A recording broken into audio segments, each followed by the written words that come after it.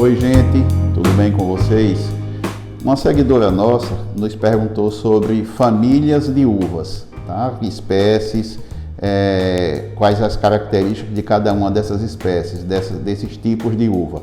E como eu costumo dizer aqui, às vezes brincando, as uvas são moças de família, ou seja, elas se dividem em grandes famílias, né? Por exemplo, a família conhecida como Vitis labrusca, também chamada de espécie americana, né? Porque teve origem nas Américas, são uvas mais adequadas para consumo in natura do que até mesmo para a elaboração de vinhos.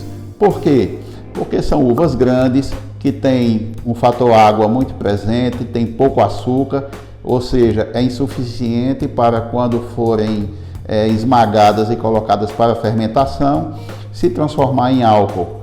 Tá? Então, os vinhos que são elaborados com essas uvas, os produtores geralmente adicionam açúcar de cana, como é o caso dos vinhos de mesa suave, que são facilmente encontrados nas prateleiras dos nossos supermercados e algumas outras lojas.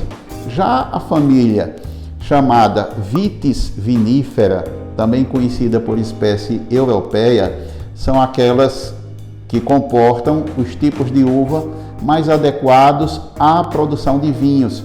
São uvas bem pequenininhas, que têm uma casca mais grossa, pouca água, muita polpa e geralmente são muito doces, ou seja, o açúcar natural das uvas, que quando são esmagadas, quando são maceradas, durante o processo de fermentação, facilmente produzem álcool por conta do açúcar em abundância, que se transforma em álcool através da ação das leveduras.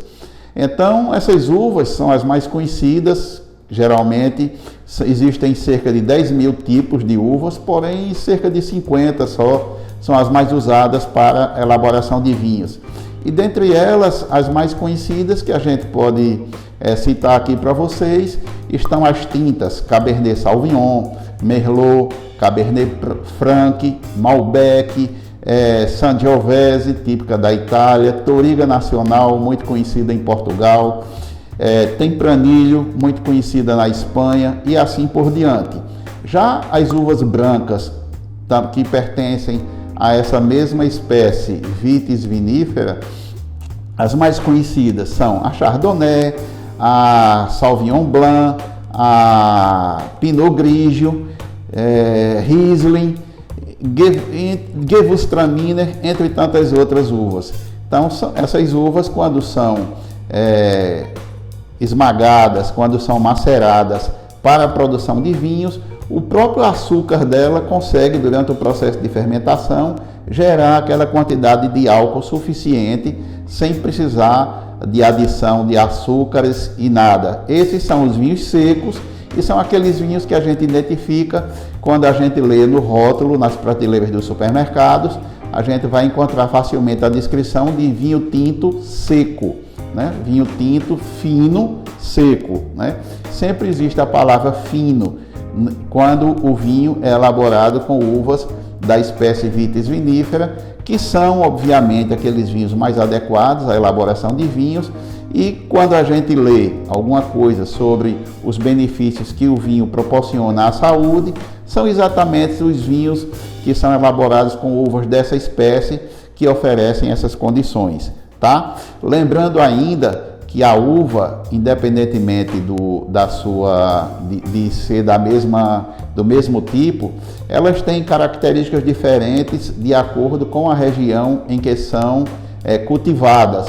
Então a gente pode tomar, por exemplo, um vinho de Cabernet Sauvignon elaborado no Chile, um vinho de Cabernet Sauvignon elaborado na região de Bordeaux, na França, um vinho de Cabernet Sauvignon elaborado talvez na Austrália, talvez uvas da mesma safra, e vão dar vinhos com características totalmente diferentes, porque o cultivo dessas uvas são influenciadas, as suas características são influenciadas pelo terroir. Ok? Dúvidas? Deixem aqui nas perguntas, aqui no nosso canal no YouTube e também no nosso perfil aqui no Instagram, o @pãovinho. Teremos prazer em esclarecer as dúvidas de vocês. Divulguem esse vídeo para seus amigos, compartilhem com eles e sigam a gente em nossas redes sociais. Abraços a todos e até a próxima.